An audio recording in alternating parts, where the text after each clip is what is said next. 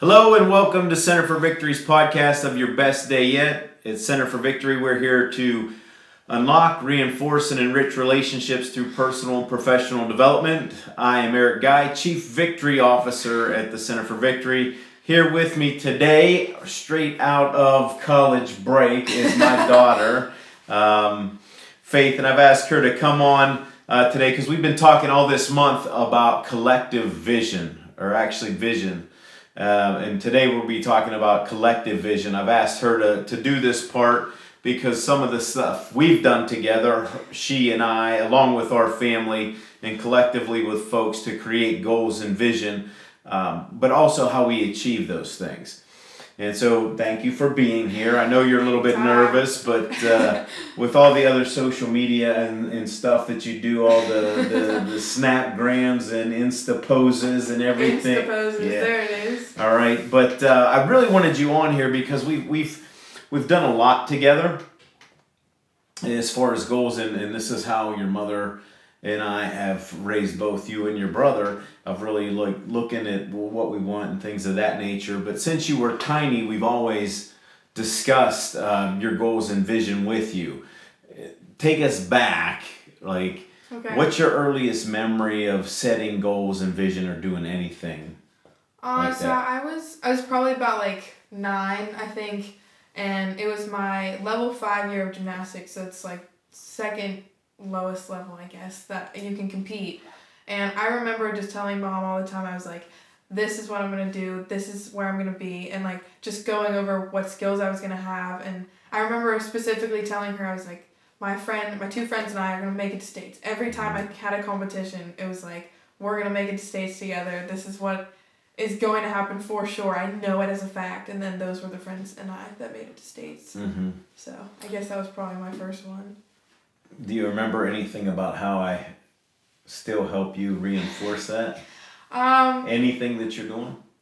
I think you just kind of affirm, help validate me and make sure that I know I'm capable of my goals. Mom does the same thing, and you both let me talk it out. I'm very much an out loud processor, so to talk it out is really helpful. It's beneficial for my goals and my vision. Mm-hmm. And we've titled this particular podcast, like I said, we've been talking all month about vision, but we've titled this one Collective Vision, again, because the importance of sharing your vision and goals. That's really important, and we believe that's important.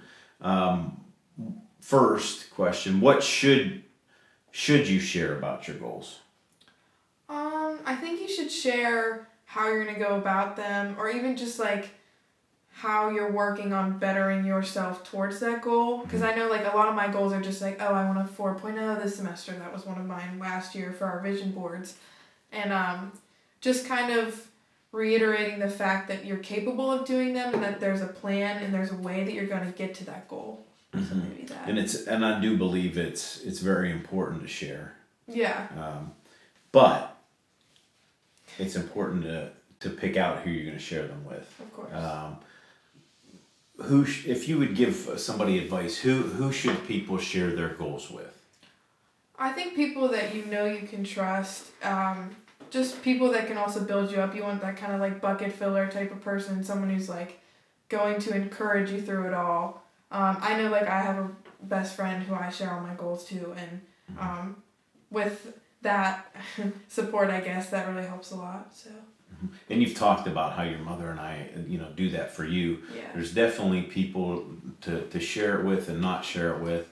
Yeah. I mean, people that you say gonna lift you up, gonna tell you to go after it, and tell you even sometimes, hey, you're not dreaming big enough.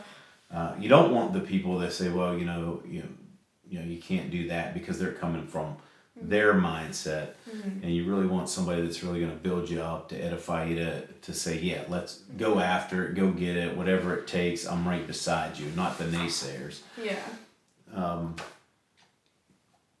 Talk about some of the goals you've accomplished. Some that we definitely have a lot, and I'm very thankful for what we've got to do. Just even you and I, but as a family, it's been really cool to share our goals every year with one another, and I know we're getting ready to do that again Soon. In the next week and a half, and it's going to be fun. But share some goals that that you like remember that you've accomplished, that we've accomplished as a family? I think for like you and I and our family, just like traveling's been super fun and such a great bonding experience. I know like I don't know why, but when I was 10, I just wanted to go to Utah really bad. Yeah. And so we went there for my birthday, I think. Was it my birthday or was it just random? I can't remember. I mean, Yeah. we definitely had some great friends out there, but it was a great time. Yeah, we went to Utah, we went to Paris for my 17th birthday. Mm-hmm. That was the most recent one, and it was And phenomenal. and again, that was your goal. That yeah, wasn't, I talked about it. It actually was on my vision board. I had, those little Pinterest pictures of like the Eiffel Tower and different streets in France, and to actually be there was phenomenal. It blew my mind. I think personally gymnastics was a large part of understanding who I am and how I can set goals. Going about that, I mean, I won state competitions, and not that I ever really talk about that, but to myself personally, I know that I've accomplished goals that I'm extremely proud of. For college, like, I have great grades. I try really hard. I graduated a year early from PA Cyber. Not only that, did you graduate a year early? We put you in school a year early, so you just actually you're in your sophomore year. Yeah. And you just turned 18. Like we Crazy. were barely allowed to send you to college. Yeah. On campus. Yeah, like live there. Yeah. One of the cool things about that, if we could spend some time on that, was how funny it was. Because when you were tiny, you always wanted to go to Alabama because of gymnastics. Like, I want to go to Alabama, I want to go to Alabama. And then all of a sudden, I get a call from a place that says, hey, you want to come speak in Alabama? And it was on your birthday. It was on my birthday. And I said, I can't go because with our family, we don't miss birthdays. And they said, well, what's it going to take? And I said, well, the only way I'm coming to Alabama is if you buy a ticket for my daughter. And they're like, oh, okay, if that's all it's going to take. But what was so cool about that is the plane ride down there, as we were as we were landing, the whole plane sung happy birthday to you, and the crew, just great. The crew was so creative. They made a birthday cake out of toilet paper and like Coca-Cola hands. Yeah. And then when we got to, I had to do a keynote speak, and I only had to speak for 45 minutes. But before I got up there, there were about a crowd of 350 people that sang happy birthday to you then too, and they had a cake for you. Yeah. Which you didn't pay attention to anything that I talked about. You just sat there and ate that cake. Why would I take There's cake. You can't blame me for that one. Yeah, that's good stuff. But it was fun. I remember that, and it was one of your goals. So. I even remember what I was wearing. That's how it's important when I remember what I was wearing. Yeah, and that was when you were really young. Yeah, I was like 8. Yeah, it's not always really been easy to accomplish your goals, and obviously when we coach people and help people, we help them go through the tough times.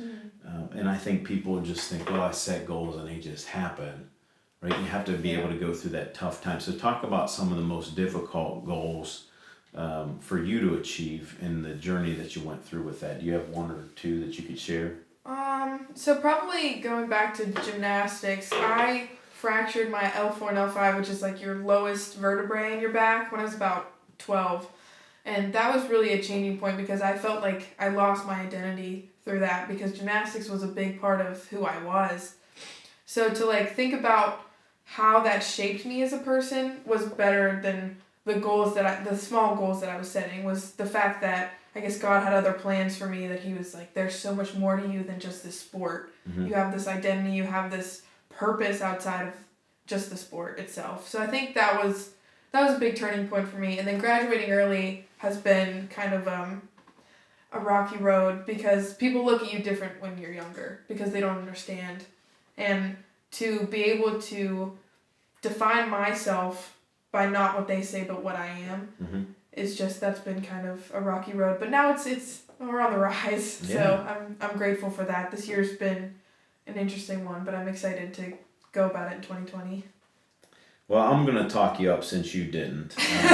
Because with that, when you broke your back, you came back because you had that goal of coming back to gymnastics. Not only did you come back, you kept the goal in mind of winning states, and you were able to accomplish that. Yeah, I mean, and that was no easy feat by any means, especially being that young and being able to do that. and the resiliency, and I was behind you. You know, we were behind you 110%. It wasn't the fact that you just won states. It was the resiliency through that. It wasn't had nothing to do with the medal. I don't even know if you know where that medal is. Yeah, I don't know. I don't think It was the resiliency through it, and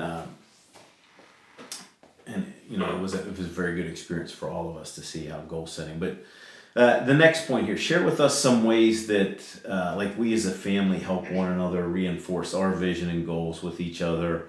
And you know, I kind of had this idea, and then you all took it to the next level, and I think it's getting ready to go to the next level again here in a week and a half. But how do we reinforce that as a family? Give some people that are listening to this and watching this some ideas of how we do that. Well, even like with my back, how you spoke about it, just kind of being reassuring with me, telling me like, you know what, your goal's not irrational in a way, that you can achieve it if you believe in yourself, and that we believe in you when you don't. I think I love writing. That's one of my favorite outlets. Even if it's just like random thoughts, or if it's a poem, so kind of writing down where I'm at, where my headspace is. You've always encouraged that, just to be creative, especially like with Mom being an education major at Westminster as well. Just helping me understand like, hey, this is a good idea. This is creativity in its whole. And Vision Board Day, it's one of my favorite days of the year. I talk about it all the time. I tell my friends about it. I think that also helps me share my goals with people I trust, because I'm like, oh, this is a huge part of me. This is a vulnerable side of me, but I'm happy that I can share it with you, and I hope that we can make a vision board together soon. Yeah, and what's cool about that is it's really, you know, taking me to the next level in how I think of that, because then, you know, now I'm preparing for Vision Day with the family, and then, you know, last time we you know, actually had it in the office because there were so many people, and I think there's going to be more people this year. Oh, I'm so excited.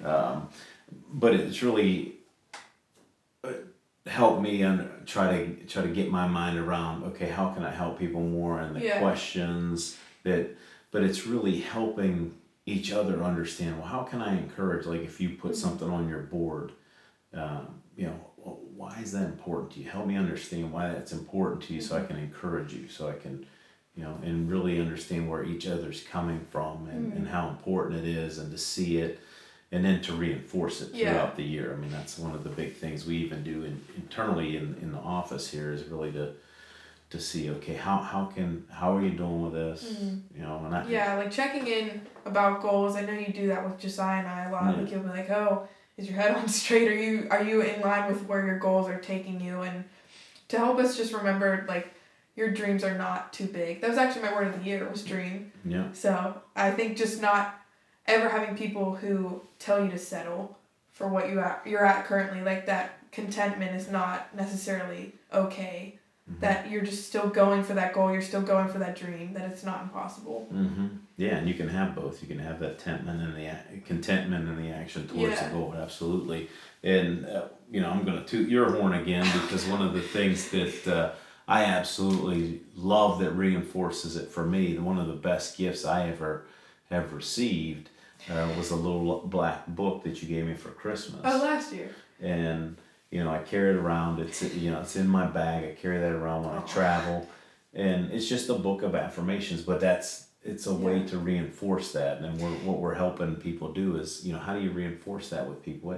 You know, you wrote some of your favorite affirmations down in there, and then I've taken it. You know, you put a little note in there and said, "Hey, Dad, add to this," and that's what I've done. I've picked mine out and just carry it around. But it's nice to have.